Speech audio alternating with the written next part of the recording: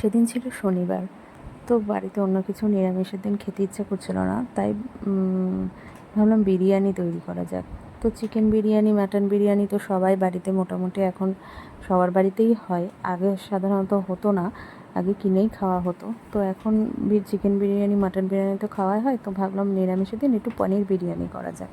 তাই আমার হাজব্যান্ড বিরিয়ানিটা খুব ভালো রান্না করে, ও যে কোনো বিরিয়ানি। তো পনির বিরিয়ানি কোনোদিনও করেনি, তো বাড়িতে সেদিন তৈরি করা হলো পনির বিরিয়ানি। দেখো পনিরটাকে ভেজে রাখা হয়েছে, আর এই ক্যাপসিকামটাও রাখা আছে। এছাড়া দেখো আলুটাকে ভেজে নিয়েছে, আর এর মধ্যে আদা আর হচ্ছে টমেটো পেস্ট করে দিয়েছে, আর একটুখানি ফুড কালার দিয়ে দিচ্ছে, আর একটু এর মধ্যে একটু ঘি দিয়েছে, দিয়ে ভালো করে এটাকে নাড়াচাড়া করে নিয়েছে। আর যেগুলো লাগে মিঠা আতর, তারপরে গরম মশলা যা লাগে সবই মোটামুটি বিরিয়ানিতে যেগুলো লাগে, শুধু পেঁয়াজ রসুন ছাড়া। হ্যাঁ, তারপরে এটাকে ভালো করে কষিয়ে নিয়ে পনিরটাকে ওর মধ্যে দিয়ে নিয়েছে।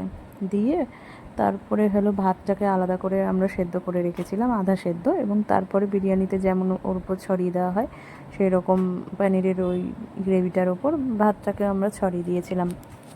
দিয়ে মিনিট 40 অতক্ষণও লাগে না, মোটামুটি মিনিট 35 থেকে 40 হলো দমে বসিয়ে দিয়েছিলাম।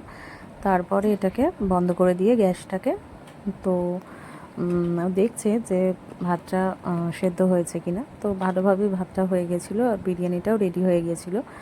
আর গোলাপ জল, কেওড়ার জলটা কিন্তু বলতে ভুলে গেছি, ওটা কিন্তু ভাতের মধ্যেও যখন ফুটবে তখনও কিন্তু দিয়ে দিতে পারো।